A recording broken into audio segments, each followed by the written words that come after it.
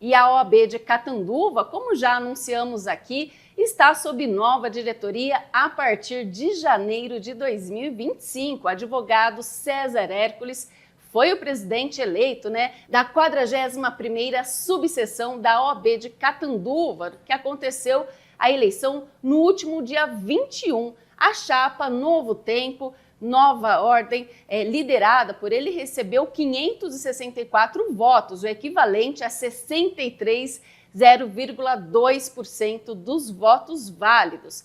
Já a chapa concorrente, a OAB Sempre Presente, que tinha Júnior Fusaro como candidato a presidente, recebeu 331 votos, 36,98%.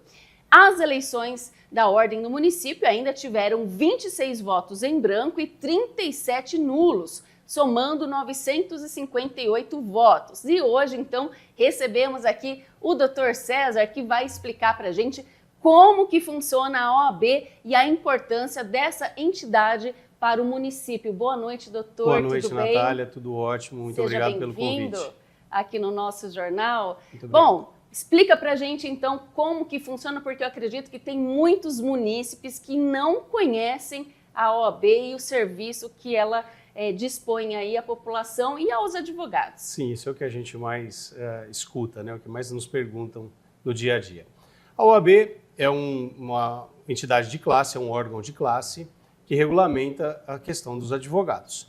Não só quanto aos advogados, mas também para os munícipes, sobretudo Catanduva, e todas as cidades que compõem a nossa subseção. Ela oferece também, que é um dos principais, vamos dizer assim, uma das principais questões sociais da OAB, é o fornecimento da assistência judiciária gratuita, onde a população carente, que tem que preencher alguns certos requisitos, ela procura a OAB com o seu problema, esse problema é analisado e aí então às vezes nomeado, quando o caso, um advogado específico para conduzir aquela questão judicial perante o Poder Judiciário. Quais são, por exemplo, os serviços? Tem aposentadoria, tem uma série de coisas que a população ela pode recorrer, então? Não. Há uma limitação do tipo de assunto em que a OAB pode atuar.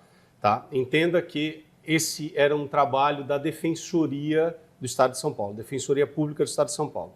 Contudo, a Defensoria não tem capacidade suficiente para atender todas as comarcas, todas as cidades.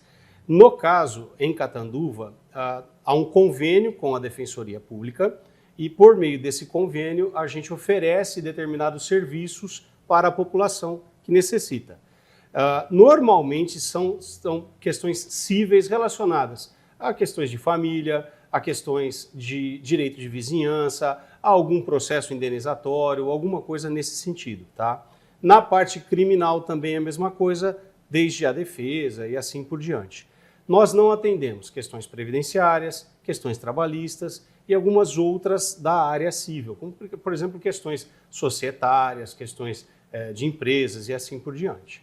Perfeito, é bom a gente compreender como que funciona e também quais são as cidades aqui da região que são atendidas pela subseção, que não é somente Catanduva, né? Não é somente Catanduva, Natália. Catanduva, sob a tutela, vamos dizer assim, a guarida da OAB, da subseção de Catanduva, da 41ª subseção, nós temos aí a população de Pindorama, nós temos a população de Ibirá, Catiguá, Tabapuã, muito embora lá haja uma subsede da nossa subseção em Tabapuã, e outras cidades, mais algumas outras cidades circunvizinhas, tá? Por exemplo, Quilômetro 7, Elisiário e assim por diante. Bom, a Casa do Advogado atende quantos advogados, então, na região? Olha, na nossa subseção, nós temos hoje aproximadamente 1.350 advogados, considerando os advogados de Catanduva e das cidades vizinhas que estão, como eu disse, sob a guarida da nossa subseção, da 41ª subseção. Além disso, como se trata da casa, a gente chama da Casa da Advocacia e da Cidadania, né? Não precisa assim, especificamente estar preso à nossa subseção, à 41ª subseção, inscrito na 41ª subseção, para que o advogado tenha os benefícios, né, de um apoio, de um auxílio, um socorro imediato perante a nossa casa, perante a nossa subseção. Então, às vezes, por exemplo, vem um colega de São Paulo que ele necessita uma petição de urgência ou algo nesse sentido, então a Casa do Advogado está aberta para ele também. Bom, é legal falar que o local ali, a Casa do Advogado, a Casa da Advocacia, passou por uma reforma, ela foi refeita. Exatamente, ela foi reconstruída. Foi reconstruída, um lugar, está no mesmo lugar na Rua Paraíba, prédio totalmente novo, recém-inaugurado, e agora conta com bastante, tem sala ali de atendimento, também tem uma parte ali de, que é? É farmácia? Que tem ali? Exato, exato. A nossa nova Casa do Advogado, Casa da Cidadania e da Advocacia, ela continua no mesmo local e ela tem uma oferta para, por exemplo, as pessoas que procuram assistência judiciária, os colegas hoje dos advogados que atendem essa população, é sempre com horário marcado, tá? Não é nada bagunçado. A OAB ela prima por esse tipo de atendimento, então tem salas individuais para esse tipo de atendimento. Hoje também a gente tem a caixa de assistência, uma farmácia no local com cosméticos e assim por diante. Ainda a questão de drogaria não temos, mas a caixa de assistência hoje abriu um ponto na nossa subseção, na nossa casa, onde ela oferece para os advogados, exclusivamente para os advogados, essa questão de perfumaria, de cosméticos e assim por diante. Nós temos também o nosso auditório, onde, além dos cursos para os advogados, ele também pode ser locado para terceiros e assim por diante. Tá? A nossa casa, ela, como você disse, ela foi reconstruída, ela foi adquirida na gestão do Dr. Eduardo Gil Carmona, muito tempo atrás, e ela estava num estado bastante precário. Não na atual gestão, na gestão anterior da Seccional São Paulo, houve a inclusão da questão orçamentária dessa reconstrução e no final de 2021 houve praticamente a demolição da Casa do Advogado. E aí, na nova gestão, a partir de 2022, que é essa que se encerra agora no final deste ano, gestão, que eu digo gestão estadual, tá, da seccional, houve o período de reconstrução e ela foi inaugurada na metade deste ano de 2024. Perfeito. Doutor, explica também para a gente, então, para entender também como que funciona a OAB, por exemplo, tanto no Legislativo quanto no Executivo. Tá, vamos lá. A nossa proposta, desde o início, quando nós começamos a nossa campanha, vamos chamar assim, é também ter um acompanhamento mais presente perante o Legislativo e também o Poder Executivo. Tá? Por que eu estou dizendo isso? Houve uma situação de um certo ponto desconfortável para nós advogados, quando em 2023 teve uma alteração na legislação municipal, na lei orgânica municipal, na lei do município, tratando sobre a questão, por exemplo, tá? Vou utilizar esse ponto específico como exemplo, do aumento de cadeiras e aumento de salário dos vereadores. Com essa alteração em 2023, a necessidade de uma audiência pública e obrigatória participação da OAB neste ponto específico foi retirada. Infelizmente, esse ponto acabou passando sem qualquer discussão pela própria OAB ou pela própria diretoria da nossa subseção, e isso teve uma alteração que trouxe para nós, advogados, um certo prejuízo até perante a sociedade. Poxa, vocês, advogados, não estão cuidando disso daí?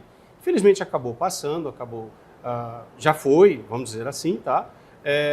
Então, por conta de situações como esta, nós teremos uma participação efetiva dentro do Poder Legislativo, com comissões destacadas especificamente para essa questão, para acompanhamento da elaboração de leis, da constitucionalidade dessa elaboração de leis e assim por diante.